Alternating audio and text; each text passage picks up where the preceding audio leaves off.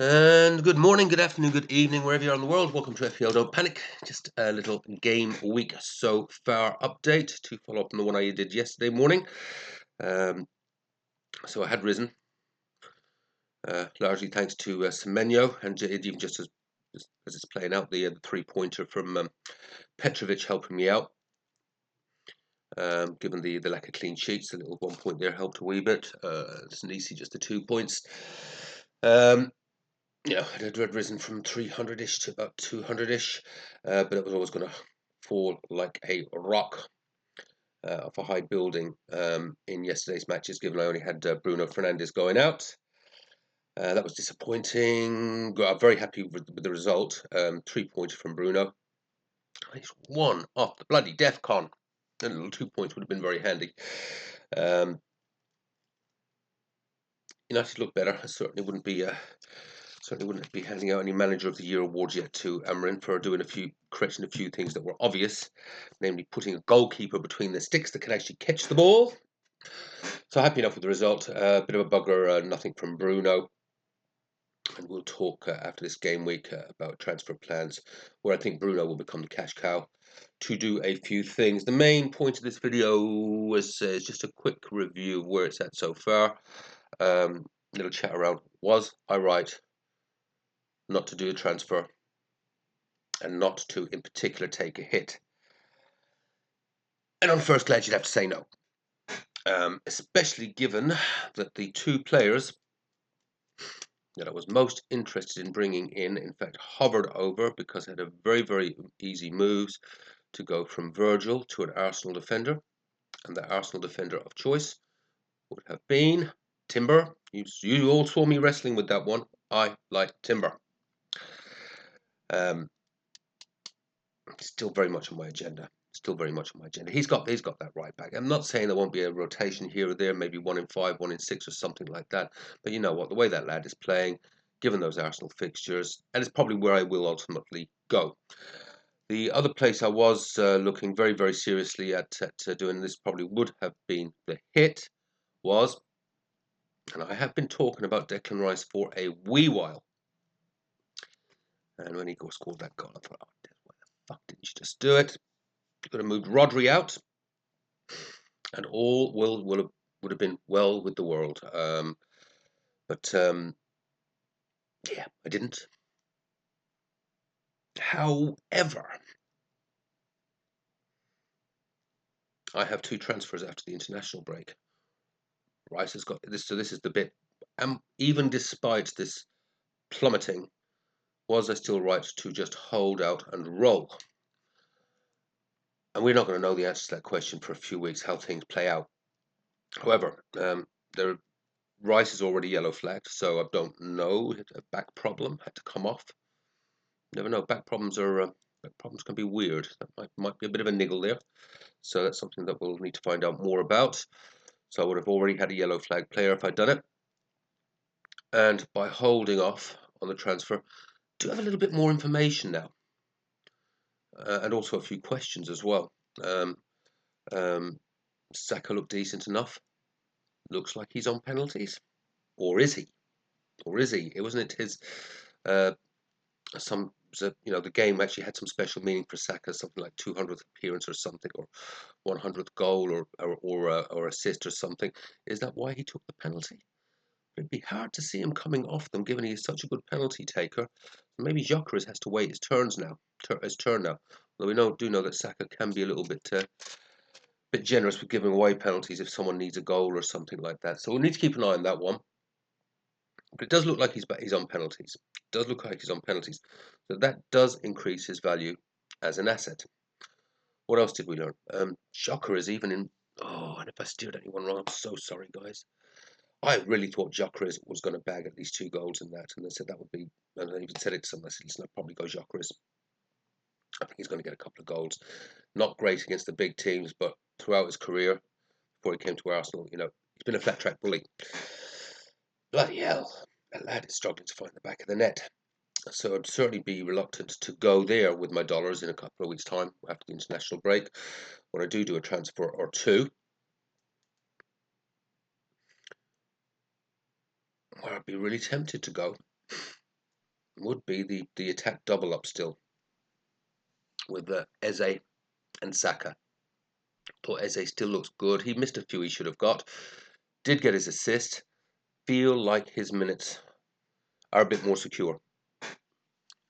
Um, so I'd be inclined, when I do, maybe I will do this for a hit in a couple of weeks' time. Now that we've got this sort of information, for me, if I do go the triple up, I think I'd be likely to go Timber, Eze, and Saka. That would actually take 4 transfers potentially for me to get there to free up the money. Bruno would obviously make up a chunk of it. Timber would be a sideways move from Virgil van Dijk. But then I think, I definitely would have to free up. Probably taking down João Pedro. I'd probably take João Pedro down to someone like an Isidore. Isidore, who I actually think looks pretty decent. It'll be the Sunderland lad. Can clearly score a goal. Would mainly sit on the bench, but it'd free up a couple of million for me. So it would actually take 4 transfers, but I could do that. I'd be comfortable enough doing that over over a couple of game weeks and seeing how we go. Still not decided on all of that. There's so much can happen. Still, we've got the international break to come as well, and there again is where having a couple of transfers after that could come in handy. So I'm trying to justify and make myself feel better about actually not doing a transfer when, as I did say yesterday on their deadline stream, I do feel as though I'm going to be leaving points behind. But is it recoverable? Well, it could well be recoverable now. I think I can make better decisions in a couple of weeks' time. But it still might be recoverable today. I mean, let's have a look at the team so far. So just a quick look there. Let's say the problem there as well is we obviously had other threats. Let's make that bigger for a sec. You can see here my the players that were a threat. Now, interestingly, there were no Arsenal players on there, but obviously with that double Arsenal defence coming in, that obviously did do a lot of damage. Kudus was obviously hurt. João Pedro got away with. Reindeers could still hurt me. We're going to talk about the City match later, shortly. Yeah, not too much damage done from Van de Ven, Kudos, and Guehi, although hopefully that's negated by my having Lacroix. Yeah, so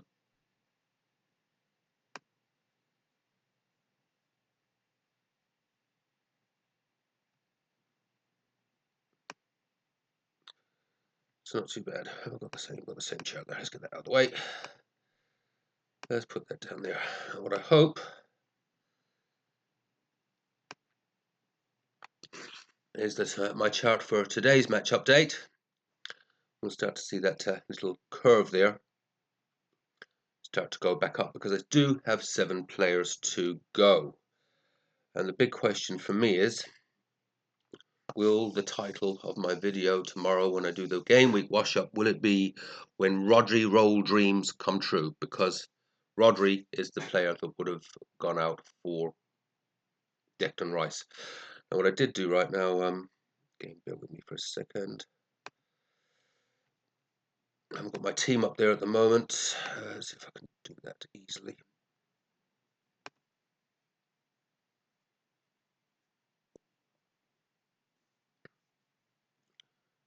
Gonna make me log. It's making me bloody log in, guys. I won't be able to show my team. I think most of you've seen it, anyways.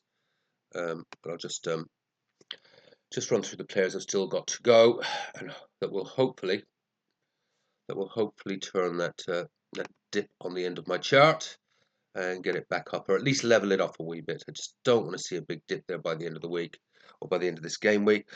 But I've still got Byrne, Tarkowski, and Lacroix to come in defence. And I think, a quick flick. I've got 7 players to go. I think most have already had 5, 6, 7, and 8 in some cases players played. They are on some pretty big points, though. I'm seeing there's lots. I'm seeing around 50s, 60s, even some 70s there. That are, particularly those that did have the double up in the Arsenal defence, and maybe did have an Eze. So I do have a lot of ground to make up. So I really need some of these guys to come in. I think the players I've got by and large are not too bad. Everyone's going to Haaland. We're going to see some massive scores this week, by the way. I mean, I think even a 60 or a 70 could see you on a red arrow. It's going to take a decent score this week, I think, to see green. We'll see how true that is by the end of the game week. But yeah, I've obviously got Haaland to come with the captain's armband on him. I've got Foden. Foden does like a goal or two at Brentford. Burn, Forest at home. Reasonable chance, I think, of a clean sheet. Tarkowski, Crystal Palace home. Well, I've got Mateta as well, so hopefully, hopefully one of them, hopefully one of them comes in for me. That will really help. And I've obviously got Lacroix as well. Maybe it'd be time for him to get a little goal assist, maybe, or even get a goal. That would be amazing. And yeah, Foden, Haaland.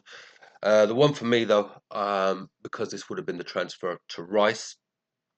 As I said, I need to see my Rodri roll dreams come true for me.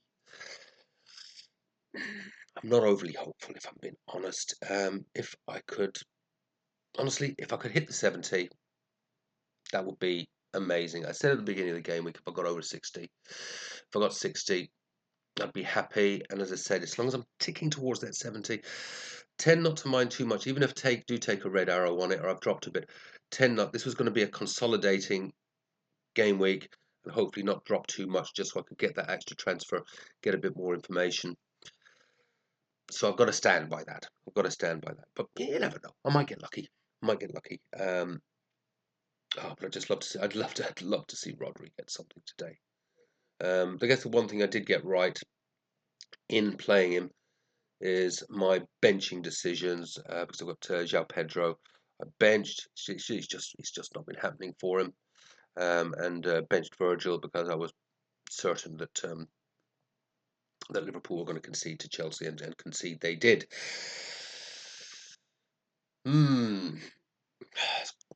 It's going to be a bowl of chips on the sofa for me, and hopefully, as I was hiding behind the sofa yesterday, hopefully today I can sit on the sofa and see the points ticking upwards, see my little dip in my chart, going back up, and just as long as it levels off a little bit, I'll be happy. But it's still, if my players blank and a few others that are out there today come in, it could actually get worse. Hopefully not. Hope you're all having great game weeks. I'll be back tomorrow, maybe probably with Bishop Brennan Cup and game week wrap up, and yeah, a little chat about what I think I'll do after the international break. And yeah, overall, I think I'm not unhappy. I'm not unhappy. Just not happy. Take care. Have fun. Play your own game. Do not panic. I'll see you tomorrow. Bye bye.